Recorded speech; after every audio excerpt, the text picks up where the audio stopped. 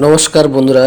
তো আজ আপনাদেরকে নিয়ে আসলাম 2026-এর বাণীপুর লোকোৎসব মেলায় মঞ্চ নাটক দেখার জন্য। তো আপনারা যারা ভিডিওটি দেখছেন এবং এই জাতীয় বিভিন্ন রকমের সাংস্কৃতিক বিভিন্ন রকমের অনুষ্ঠান দেখার জন্য চ্যানেলটাকে সাবস্ক্রাইব করে রাখবেন এবং একটা লাইক শেয়ার এবং কমেন্টস করে যাবেন এবং বেল আইকন প্রেস করে রাখবেন, যাতে করে নতুন নতুন ভিডিও আপলোড করার সাথে সাথে আপনাদের কাছে নোটিফিকেশন পৌঁছে যায়।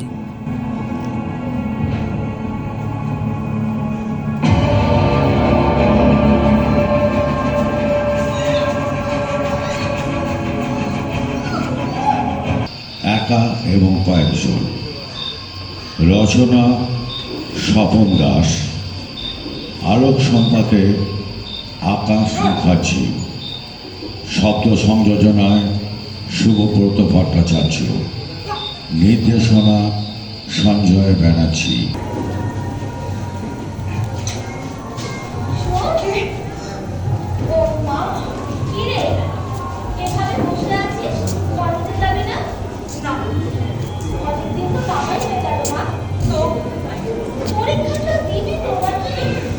সেটাই ভাবছি, ওই পরীক্ষা দেবো কিনা। না, আশ্চর্য, এত আশ্চর্য হওয়ার কি আছে বলো তো? দেখ মা, মানুষের জীবনে এমন অনেক কিছুই ঘটতে পারে, আর না ঘটাটাই অস্বাভাবিক রে। দেখ, এই যে আমরা নিঃশ্বাস নিচ্ছি, সেটাই কি আশ্চর্যের নয় বলতো? এই যে আমরা বেঁচে রয়েছি, এটাই তো বিস্ময় রে। আমি বলি কি মা, তুই সবকিছু ভুলে যা। ভুলে যাবো না মানে ভোলার চেষ্টা কর। দেখ, মানুষের জীবনটা খুব বেশি বড় নয় রে। আর এই চলার পথে মানে চলতে চলতে প্রত্যেকটা মুহূর্তে মানুষের স্ট্রাগল। আর এই সময় কিছু তো একটা ঘটবেই বল। হ্যাঁ, যেমন আমার সঙ্গে ঘটলো। আরে এটা একটা দুর্ঘটনা ছিল। কিন্তু ঘটবে কেন? ঠিক আছে এখন But why? কেন সবসময় আমাদের সাথেই এমনটা ঘটবে বলো তো? আর সবাই বেশ ঘুরবে ফিরবে, হালকা মেজাজে গল্প গুজব করবে, আর আমরা লজ্জিত হব। আচ্ছা মা, বলছি ধর্ষকদের কোনো লজ্জা থাকতে নেই বলো? দেখ, যদি এই ব্যাপারটা জানাজানি হয়ে যায় কি হবে? ও হ্যাঁ, তোমাদের সম্মান নষ্ট হবে। এই সমাজে তোমরা আর মাথা তুলে দাঁড়াতে পারবে না। তার মাঝখানে লোক তোমাদের নিন্দে মন্দ করবে, ঘোষাল বংশের বংশ মর্যাদা নষ্ট হবে। আচ্ছা মা, আর কি করি তোমাদের হবে বলো তো? দেখ শু, তোর ভবিষ্যতের কথাটা আমাদের একটা ভাবা দরকার। ভবিষ্যৎ? আরে যে বর্তমানটাকে ওই নরম খাদকগুলো ছিঁড়ে খুঁড়ে নষ্ট করে দিয়েছে, আমার ভবিষ্যৎ, তার শেষে কি হবে? আমি ওদের শনাক্ত করবো মা, ওদের খুঁজে বের করবোই আমি। কোনোভাবেই ঘটনাটাকে শেষ হতে দেবো না। এর একটা হেস্ত নেস্ত করেই ছাড়বো আমি। তোরে লাগাম ছাড়া জেদটা না আমার বড্ড ভয় করে শু। মা, তুমি জানো না, তুমি জানো না ওরা কিভাবে শরীরে ব্যথা, আঁচড়ের দাগ, বিষাক্ত নখের সহস্র ক্ষত ছিদ্র হওয়ার, আমার এই সারা শরীরটা জুড়ে ওরা আমাকে মেরেছে মা। ওদের ওই শক্ত লোহার মতো হাতগুলো দিয়ে ওরা আমাকে বাধা দেওয়ার চেষ্টা করেছি, তবু তত ভয়ঙ্কর হয়ে উঠেছে।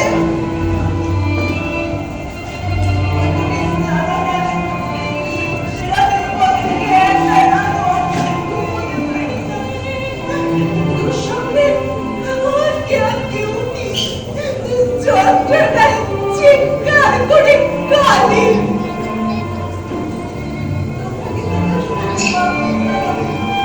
আমি জানি রে মা, আমি জানি। আমি যে মা, মা হয়ে আমি সন্তানের কষ্টটা বুঝবো না।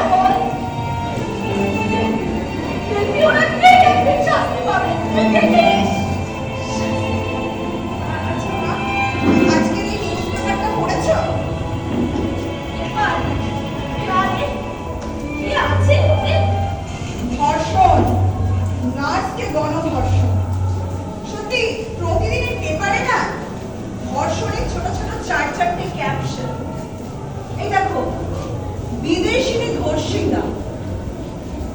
কলেজের স্টুডেন্টকে ধর্ষণ করলে বম্বের কনস্টেবল। ছি, ভাবা যায়? যিনি রক্ষক তিনি ভক্ষক। কি সুন্দর সুমহান ভারতবর্ষের গণতান্ত্রিক ব্যবস্থা। আমার একদম জ্ঞান না ধরে গেছে।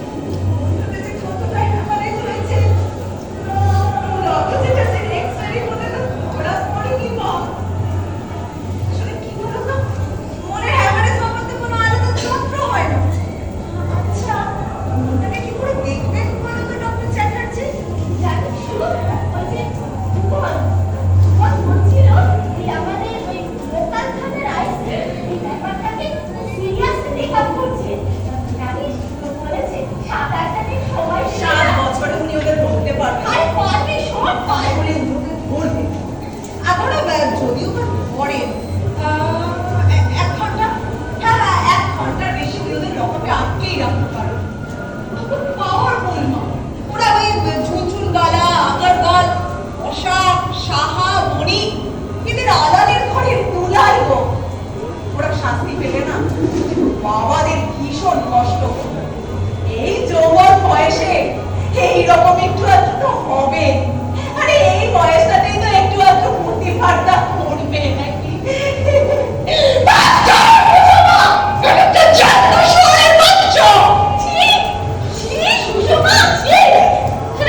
কি ভাষা তুমি ওদের জন্য বলবে মা?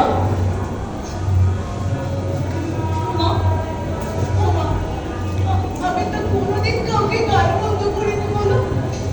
তোমরা কিন্তু আমাকে সে শিক্ষার মানুষও করো। ছোটবেলায় একবারে শালা শব্দটা আমার মুখ ফসকে বেরিয়ে গেছিল বলে তুমি আমার সাথে 3 দিন কথা বলতে তোমার মনে আছে? আমার বলো না, মনে আছে?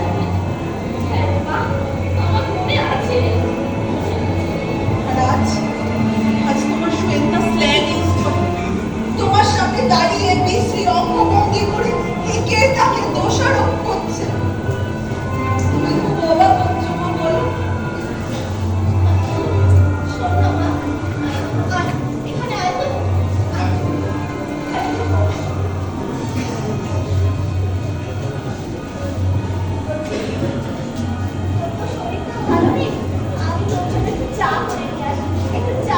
No thanks.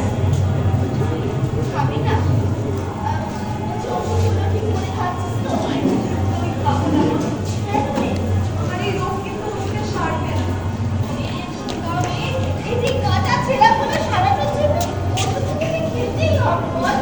আমার সে মনের কথা এসে যায় মা। এরকম সারা কিন্তু তোমরা দিতে পারবে না, জানো? আচ্ছা, মনটাকে কি করে বাদ মানাই বলো তো? মনটাই যে বাঁধন ছাড়া, বন্ধন ছাড়া বাঁধন খুলে। এখানে ছোট ছোট দুঃখ আমি জমিয়ে রেখেছি।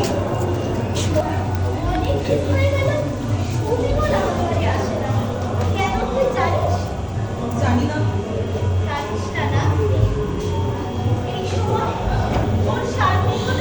খুব দরকার ছিল রে মা, খুব দরকার ছিল। হ্যাঁ, এই তো আসি গো।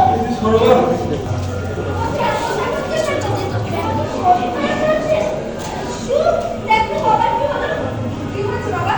আমার শরীর খারাপ হচ্ছে। তুমি এরকম হাঁপাচ্ছ কেন বলো তো? আমার মনে হয় তোমার প্রেশারটা বেড়েছে। তুমি এখানে চুপ করে বসো তো। আমি এক্ষুনি একবার ডক্টর চ্যাটার্জিকে খবর দিই। না রে মা, ওই এতটা রাস্তা পায়ে হেঁটে এমনি তো একটু কিন্তু হাত ধরে গেছে আর কি। তো তেমন কিছু না, বুঝলি, শরীরটা মাঝে মাঝে জ্বালান যায়। এই, আমাকে এক গ্লাস জল খাওয়াতে পারো? শোনো না, একটু লেবু শরবত করে আনো না গো।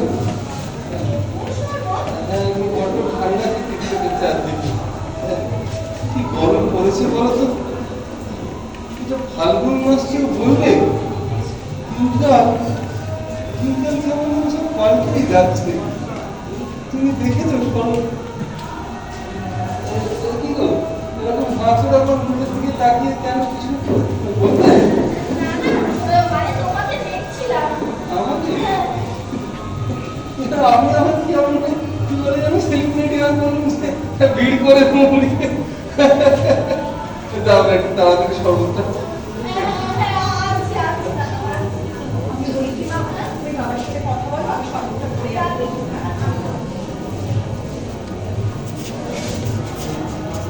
সুষমার এই ঘটনাটার পরে সুনিদল এসেছিল? আসেনি? এক পা দাঁড়াতে চায় না। আমরা দেব না। তোমার কাজও হবে না। আচ্ছা কেন দেব আমরা? হ্যাঁ, দেশে কি আইন কানুন বলে কিচ্ছু নেই। ছেলে মানুষের মতো কথা বলো না শর্মা। এসব অন্যায় তো আমরা মেনেই নিয়েছি। বলো সময়ের সঙ্গে সঙ্গে আমরা সবকিছু আপোষ করে নিচ্ছি। ওই বলো আপোষই করছি, এটাই সিস্টেম। এই মৃত্যুটার বাইরে তুমি বেরোবে কি করে বলো তো? তোরা কত টাকা পেয়েছে গো? 10 লক্ষ টাকা। কোথা থেকে দিই বলো তো? স্পিকার বসানোর সময় প্রভিডেন্ট ফান্ডের সমস্ত টাকাই তো তাতে তো হলো না, এদিক ওদিক থেকে তো কম ধার করতে হয়নি। প্রায় 15 লক্ষ টাকা খরচা হয়ে গেল। এখন মনে হয় জানো, এখন মনে হয় এই যন্ত্রণা বন্ধ থাকলে মনে হয় ভালো। এসব কি বলছো তুমি? সমস্যা এটাকে স্বাভাবিক করতে এতগুলো টাকা নষ্ট করার কোনো এসব কি বলছো বলো তো? হ্যাঁ, মানুষের জীবনের থেকে টাকা কি তোমার কাছে বড় হয়ে গেল না? হ্যাঁ, বলছে কি চিনি কুমড়োর মতো রেখেছো? বলছে দেখ রান্না করে আরে ভাই একদম ঠিক আছে। সংকোচে মেয়েটা চোখের দিকে তাকাতে পর্যন্ত পারি না। যন্ত্রণা অপরাধ ছাড়া তো যেন আমাকে ক্ষত করে চলে যাচ্ছে। তোমার অপরাধটা কোথায় বলো তো? নিরাপত্তা অর্থ হোটেল দারোয়ান কুকুরি দালাল সবাই ভিড় করে এসে দাঁড়াবে তোমার সামনে। তার মানে মেয়েটা এত বড় একটা সর্বনাশ হয়ে যাওয়ার পরেও আমরা করে বসে থাকতে হবে আমাদের, কিছু করার নেই। কাউকে শোনাতে যাচ্ছে না, আর শোনাতে কাউকে চিনতে পারছে না। কাউকে শনাক্ত করে না গেলে কার বিরুদ্ধে কেসটা করবে বলো তো তুমি? আমি ঠিক চিনতে পারবো বাবা, শরবতটা কি বলছিস রে মা? আমি ঠিক চিনতে পারবো না। একজনের ডান হাতে একটা কালো রঙের দাগ ছিল, অনেকটা চড়ুনের মতন, ঠিক ঠিক এইখানে। কিন্তু মা এইভাবে কাউকে শনাক্ত করা যায় না রে। আর শোন, সেদিকে ট্রেনে এমন কেউ ছিল না যে বলতে পারবে ওরা কোথা থেকে উঠলো কোথায় নামলো। এভাবে তুই কাউকে শনাক্ত করতে পারবি না রে মা, পারবি না এভাবে। ট্রেনের লেডিস কম্পার্টমেন্টে তো সেরকম থাকে না। লেডিস কম্পার্টমেন্টে না উঠলেই পারতিস রে মা, তুই সেদিন না উঠলেই ওখানে পারতিস। আচ্ছা বাবা, কোথায় সিকিউরিটি আছে বলো? এইখানে, এই রাস্তায়, পাড়ার মোড়ে, সিনেমা হলে, পার্কে, অফিসের কাছারি, কোথায়? আমরা সবাই ইনসিকিউরিটিতে ভুগছি বাবা, তুই একটু শান্ত বিশেষ করে আমরা মেয়েরা। শান্ত বাবা, ওদের ছাড়বো না বাবা, যেমন করে হোক, যেভাবে হোক ওদের মুখোশটাকে আমি টেনে ছিঁড়ে বের করবো। সেই জন্যই তো প্রতিদিন রানাঘাট স্টেশনে যাচ্ছি আমি। হ্যাঁ হ্যাঁ কি বলছিস তুই? রানাঘাট স্টেশনে একা একা? হ্যাঁ, একা একা। এখন থেকে সব কাজ আমি একা একাই করবো, কাউকে না।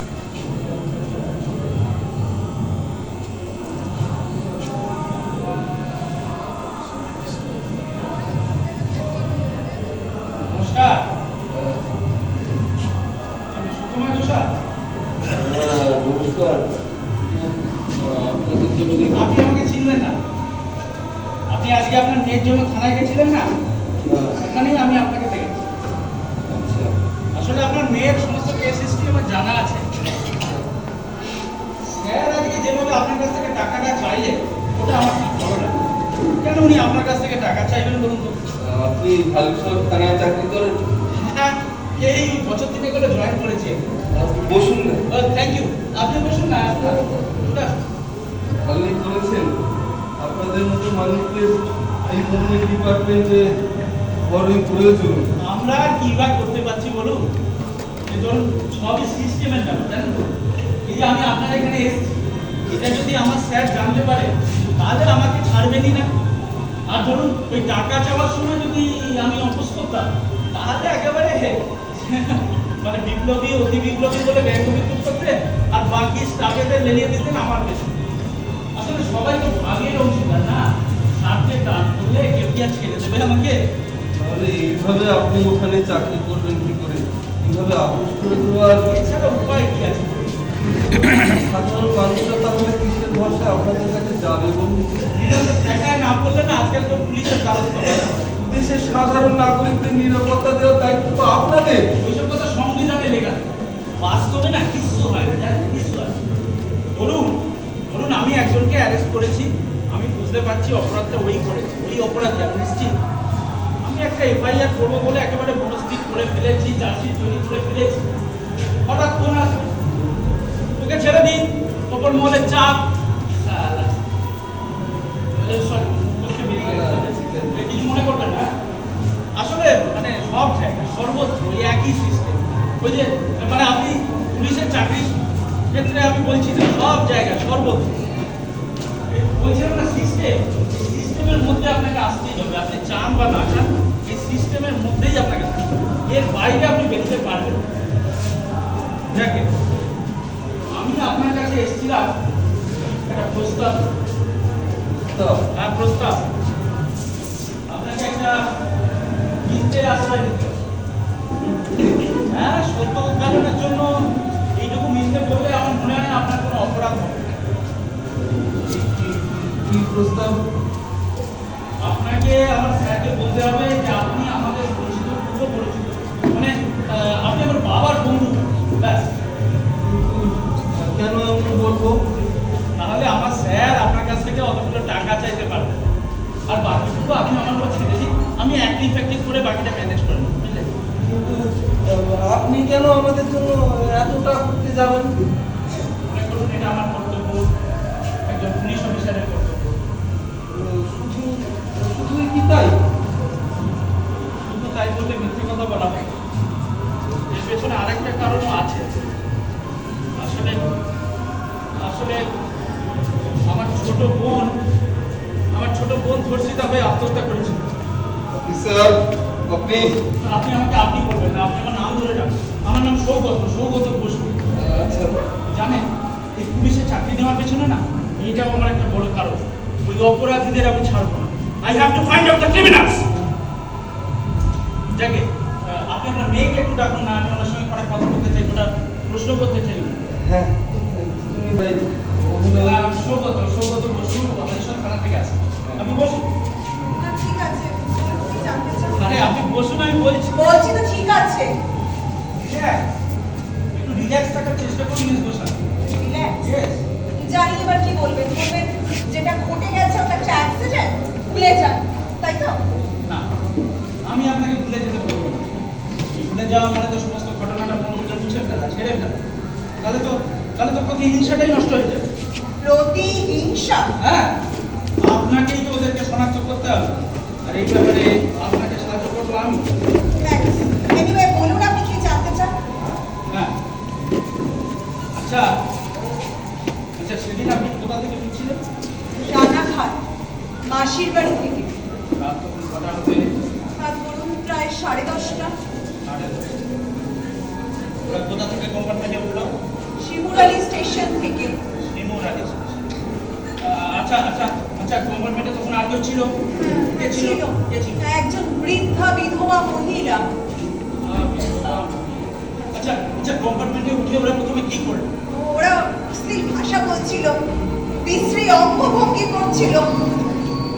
আচ্ছা আচ্ছা, আপনি ওদের কাউকে চিনতে পেরেছেন? না না, ওদের মুখ ঢাকা ছিল। ফাঁকা ছিল? হ্যাঁ। আচ্ছা আচ্ছা, বলুন তারপর কি হলো? তারপর ওই ট্রেনে উঠে হ্যাঁ। ওরা আবার গা ঘেঁষাঘেঁষি করে বসার চেষ্টা করলো। আমি সরে বসলাম। ওরা আরো আরো ঘনিষ্ঠ হওয়ার চেষ্টা করলো। আমি উঠে দাঁড়ালাম। তারপর কি হলো? তারপর ওই হালিশহর স্টেশন আসতেই হ্যাঁ। আমি ট্রেন থেকে নেমে পড়লাম। ওরা আমার পেছন পেছন নামলো। তারপরে স্টেশনটা নিয়ে এগিয়ে যেতেই ওদের মধ্যে এসে একজন আমার হাত ধরলো। আমি এক ঝটকায় হাতটাকে ছাড়িয়ে নিয়ে দ্রুত গতিতে হাঁটতে শুরু করলাম। স্টেশন পেরিয়ে বড় রাস্তাটা দিয়ে এগোতেই ওরা এসে আমাকে ঘিরে ফেললো। আচ্ছা আচ্ছা আচ্ছা, কখনো ওদের মুখে ওই কাপড় ঢাকা ছিল? ছিল। প্রত্যেকের মাথায়? হ্যাঁ, প্রত্যেকের মুখ ঢাকা ছিল। আচ্ছা আচ্ছা, বলুন তারপর কি হলো? তারপর তারপর? ওদের মধ্যে কয়েকজন হ্যাঁ। আমাকে তাড়া করে টেনে হিঁচড়ে ওই রাস্তার ধারে জঙ্গলটাতে নিয়ে গেল। রাস্তার ধারে জঙ্গল? আপনি চিনতে পারবেন জায়গাটা? পারবেন? বলুন বলুন, তারপর কি হলো? বলুন। তারপর হ্যাঁ, তারপর কি হলো? তারপর বলুন মিস ঘোষাল। মিস ঘোষাল বলুন, তারপর কি হলো? আরে বলবেন তো। বলুন বলুন মিস ঘোষাল। আমাকে দর্শন করল। দর্শন করল। এরা জিজ্ঞাসা করবে আচ্ছা কিভাবে দর্শন করলো? প্রথমে কোথায় আসছিল? কোমরে নাকি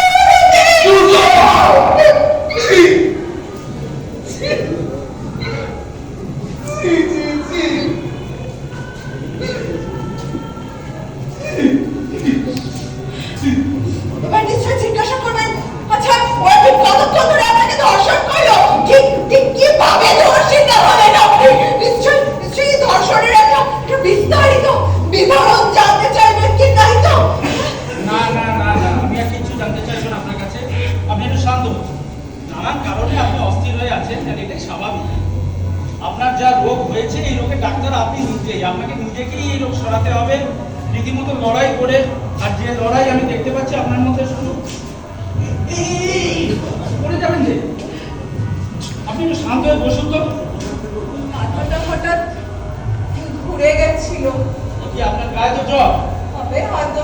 আরে এইভাবে নিজেকে নেগলেক্ট করবেন না মিস ঘোষাল। নেগলেক্ট? না, নেগলেক্ট জানেন আমি তো এখন নেগলেক্টেড বাই এভরিওয়ান। আমাকে সবাই হেট করে, ইভেন আপনিও। আমি? হ্যাঁ। আপনি এভাবে হাসছেন কেন? আমি কাউকে কোনোদিন ঘৃণা করতে পারিনি মিস ঘোষাল, যেমন পারিনি কাউকে ভালোবাসতে। যাকে যাকে আজকে বেশি বড় কথা বলে ফেলছি। আচ্ছা, সেই ছবিটা কার? আমার না না, আপনাকে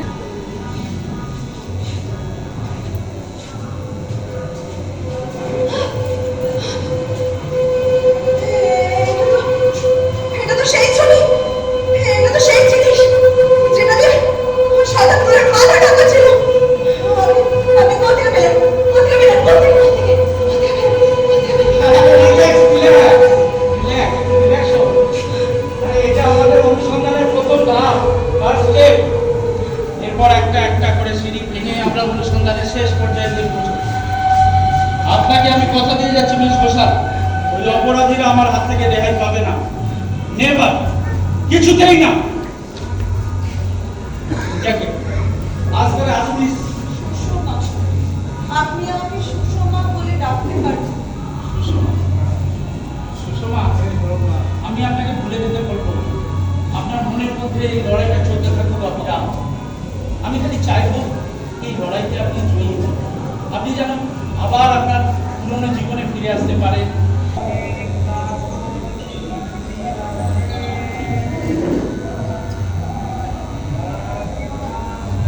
কে?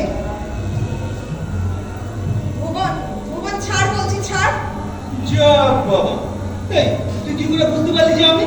বাড়ি তোর হাতের ছোঁয়াটা যে আমার খুব চেনা। এই কথাটা মন্দ বলিসনি।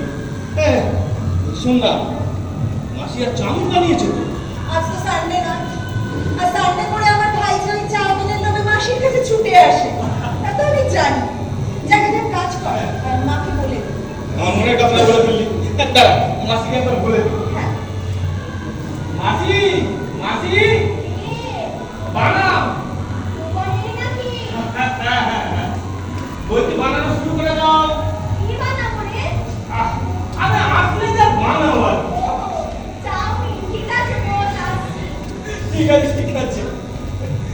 হ্যাঁ, তা বল টুকুনি, তোর খবর কি খবর জানতে চাস বলে ফেল। কেমন আছিস এই আর কি? কি শুনলে তুই খুশি হবি। দেখেছো? হ্যাঁ, এই কেমন ঠাকুরের মন। তুই কাঁদছিস ভুবন? কই খাচ্ছি না, খাচ্ছি না, খাচ্ছি না। তুই আর বড় হলি না জানিস, তুই ছোট ভুবনটা থেকে গেলি। আমি তাই থাকতে চাই, তাই থাকতে চাই। ওই সুনিমার মতন বুদ্ধিমান তুমি আমাকে কোনোদিন হবে না, কোনোদিন না, কোনোদিন না। আমার বাবু বাড়িতে নেই। ও, এই জন্য না? হ্যাঁ, আপনি বসুন, আমি দেখছি। মাসি, মাসি, মাসি। কেমন আছেন আপনি? তো এই কথাটা জিজ্ঞেস করার মধ্যে আমার ঠিক হলো না, না আসলে কিভাবে শুরু করবো ঠিক খুঁজে পাচ্ছিলাম না, তাই আর কি। কি হলো, চুপ করে আছেন যে? না না, এত এক্সপ্লেনেশন কেন দিচ্ছে? ওরে, যতই পুলিশের চাকরি করি না কেন, বেসিক্যালি কিন্তু আমি ভয়ানক ভীতু, জানেন? হ্যাঁ, বুঝেছি। ও বুঝেছেন, বুঝতে পেরেছেন তাহলে, না? যাক বাবা, বাঁচা গেল। আজকে কিন্তু আপনাকে অনেক ফ্রেশ দেখে, থ্যাঙ্কস। সত্যি অনেক বেটার দেখাচ্ছে আপনাকে। আমি কিছু বলতে পারলে না, আমাকে আরো অনেক ফ্রেশ দেখাবে। আমি সব কিছু বলার চেষ্টা করছি, ভিতর ভিতরে না চেষ্টা চালিয়ে যাচ্ছি, জানেন? আচ্ছা, আজ কত গরম, তাই না? হবে হয়তো। আপনার এই ছোট ছোট কথাগুলো না, হয়তো, বোধ হয়, থ্যাংক ইউ, আমার দারুণ লাগে, জানেন? মানে আপনার এক্সপ্রেশনটাই দারুণ। এই প্রথম আপনাকে হাসতে দেখলাম, দারুণ লাগছে, দারুণ, বিউটিফুল, সত্যি বিউটিফুল। আপনি রাগ করেন নাকি? রাগ করার মতো কিছু তো আমি করিনি। বলিনি না? যাক বাবা, না, আসলে কি জানি, আমি বাবার মধ্যে বলে ফেলেছি। আসলে কি জানেন, আমি না এর আগে কোনো মেয়ের সঙ্গে এতক্ষণ ধরে ইন্টিমেট হইনি তো, তাই মানে? ইন্টিমেট কথাটা ভুল করে ফেলেছি। মানে আমি এর আগে কোনো মহিলার সঙ্গে এতক্ষণ ধরে কথা বলি, তাই আই ফিল নার্ভাস। ও তাই বলুন। আচ্ছা আচ্ছা, আপনার আমাকে পুলিশ বলে মনে হয়? পুলিশকে পুলিশ বলে মনে হবে না? অদ্ভুত। আমার নিজেরই অদ্ভুত লাগে, জানেন? আমার কোনো মোটিভেশন ছিল না। পুলিশের চাকরি করবো ছোটবেলা থেকে কোনোদিন ভাবি, কিন্তু কিন্তু একটা ঘটনার পর, যাকে আপনি বোধহয় ভুল বলছি কতদূর এগোলো কি?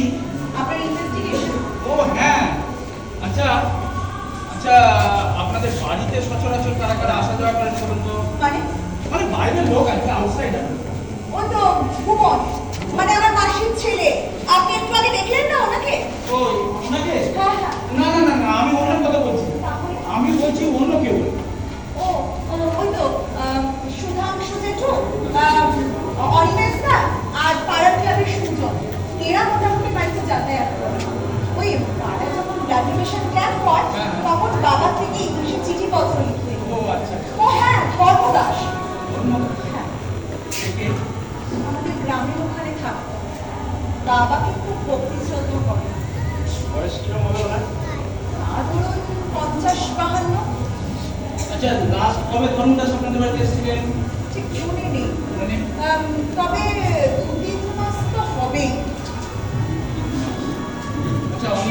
সব বলার জন্যই তো এখানে এসেছি। আপনাকে সেদিকে আমি কথা দিয়েছিলাম না সুষমা, ওই অপরাধীদের আমি ছাড়বো না। যতই পুলিশের চাকরি করি না কেন, জ্বালাটা কি করে বুঝবো বলতে পারেন? জ্বালাটা ক্রমাগত একটা স্মৃতির মধ্যে আমি জড়িয়ে পড়ছি, ক্রমাগত। আচ্ছা আচ্ছা, খুব আপনজনের মৃত্যু মানুষ কোনোদিন ভুলতে পারে না, না? হয়তো বলা যায় না। ঠিক বলেছেন, বলা যায় না। বলেন, তাহলে আমার চোখ জন্য ভীষণ জ্বালায়, ভীষণ ভীষণ জ্বালা করে আমার চোখ। আমার একটা ছোট বোন ছিল, জানেন, আমাকে খুব ভালোবাসতো। দাদা দাদা বলতে ওকে দেবে। একদিন ওকে ভয় দেখাবো বলে বিছানার উপর শুয়েছিলাম মরার মতো। ভেবেছিলাম খুব ভয় পেয়ে যাবে। দৌড়ে এসে তার সে কি কান্না।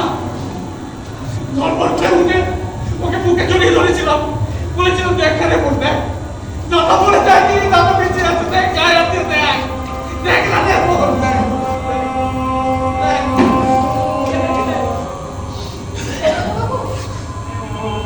সৌগতবাবু, হ্যাঁ? ও সরি সুষমা, আমি বোধহয় একটু বেশি ইমোশনাল হয়ে পড়েছিলাম।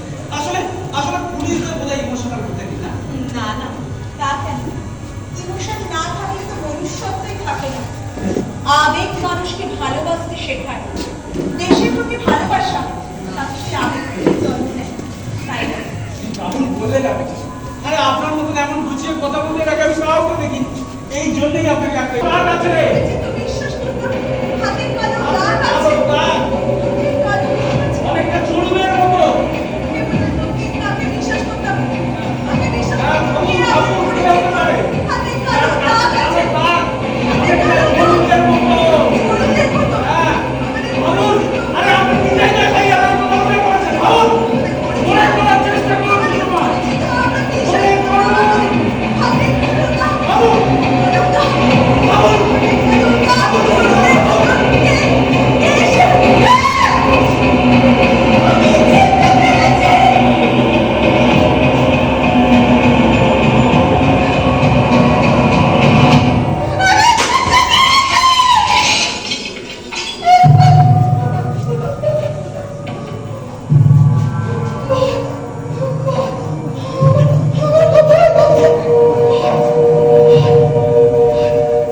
ভয়, এই ভয়টাই আমাদের আপনাদের প্রতিদিন প্রতি মুহূর্তে ঘুরে ঘুরে খাচ্ছে।